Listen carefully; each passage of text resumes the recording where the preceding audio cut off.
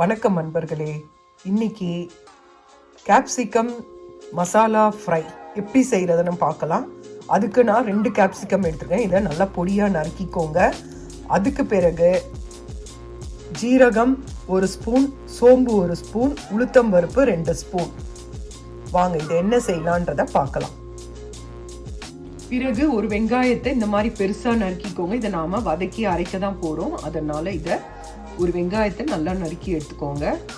நான் கொஞ்சம் பொடியாக பண்ணிட்டேன், நீங்கள் கொஞ்சம் பெருசாகவே எடுத்துக்கோங்க. பேனில் 1 ஸ்பூன் எண்ணெய் விட்டுருக்கேன். அது காஞ்சதும் நாம் ஜீரகமும் சோம்பும் போட்டு உளுத்தம்பருப்பையும் போட்டு நல்லா உளுத்தம்பருப்பு நல்லா செவுக்கணும். நல்லா செவுக்கிற வரைக்கும் இதை நாம் வறுத்து எடுத்துக்கலாம்.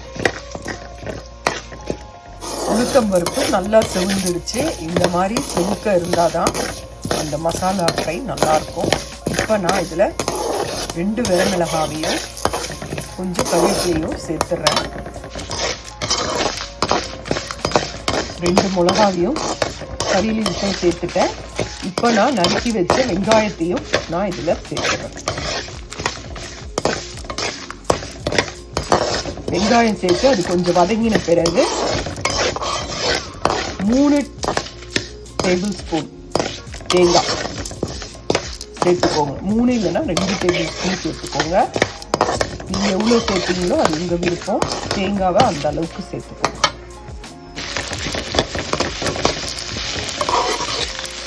இப்போ பாருங்கள், நறுக்கி வச்ச வெங்காயத்தையும் நாம் இதில் சேர்த்தாச்சு. இது கொஞ்ச நேரம் வதங்கட்டும். அதுக்கு பிறகு நாம் தேங்காய் சேர்க்கலாம். பாருங்கள், வெங்காயம் வதங்கிடுச்சு. இது போதும். இப்போ நாம் இதில் தேங்காய் சேர்த்தோம். தேங்காய் சேர்த்தாச்சு. கேஸ் ஆஃப் பண்ணிடுங்க. அது அந்த சூடுலேயே நாம்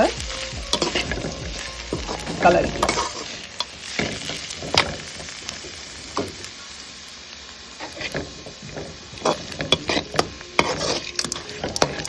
இதை நாம் ஆறின பிறகு மிக்சியில் 1-2 பொடி பண்ணி கொண்டு வந்துடலாம்.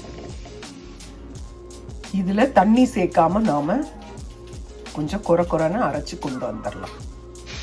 1 ஸ்பூன் எண்ணெய் விட்டு அதில் கடுகு உளுத்தம்பருப்பு போட்டுட்டு நறுக்கி வச்ச குடமிளகாவை போட்டு நல்லா வதக்குங்க. இதில் தண்ணி விடக்கூடாது.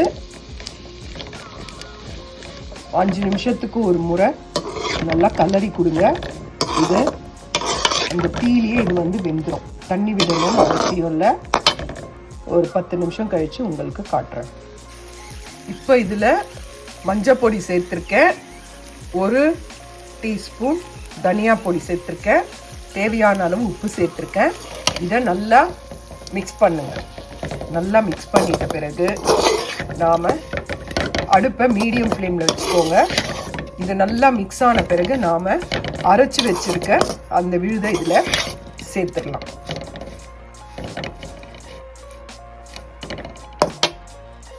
பாருங்க, அரைச்சி வச்சிருக்க இந்த விழுதை நாம் உதிர்த்து போட்டுடலாம். போட்டுட்டு இதை நம்ம நல்லா கலரி கொடுக்கலாம். கலரி கொடுத்து மீடியம் ஃப்ளேமில் வச்சுடுங்க. நல்லா உதிரியாக வரும். நான் கலரிட்ட பிறகு உங்களுக்கு காட்டுறேன். இதை நாம் இப்போ நல்லா கலரி கொடுத்துடலாம். நல்லா கலரி கொடுத்து மேலே 1 ஸ்பூன் எண்ணெய் விட்டு நல்லா இதை கலரி கொடுத்துட்டு சிம்மில் வச்சுடுங்க. நல்லா உதிரியாக வரும். நல்லா 4 பக்கமும் நல்லா கலரி விடுங்க.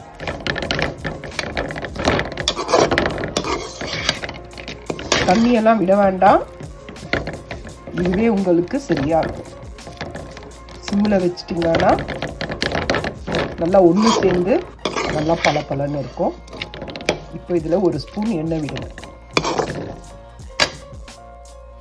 பார்த்தீங்கன்னா தெரியும், 1 ஸ்பூன் எண்ணெய் விட்டுருக்கேன். இதை நல்லா கலரி கொடுங்க. இது ரசம் சாதம், தயிர் சாதத்துக்கெல்லாம் ரொம்ப அருமையாக இருக்கும். வத்த குழம்பு சாதத்துக்கும் நல்லா இருக்கும். செஞ்சு பாருங்கள். இப்போ உப்பு காரம்லாம் டேஸ்ட்டு பார்த்துக்கோங்க. காரம் சரியாக இருக்கும்னு நினைக்கிறேன். சப்போஸ் இல்லைன்னா நீங்கள் வீட்டில் இருக்கிற மிளகாத்தூளை சேர்த்துக்கோங்க. அவ்வளோதாங்க. இது அப்படியே சிம்மில் வச்சுக்கோங்க. ரொம்ப அருமையாக இருக்கும். நான் உங்களுக்கு இது ஒரு 10 நிமிஷம் ஆன பிறகு உங்களுக்கு நான் இது காட்டுறேன்.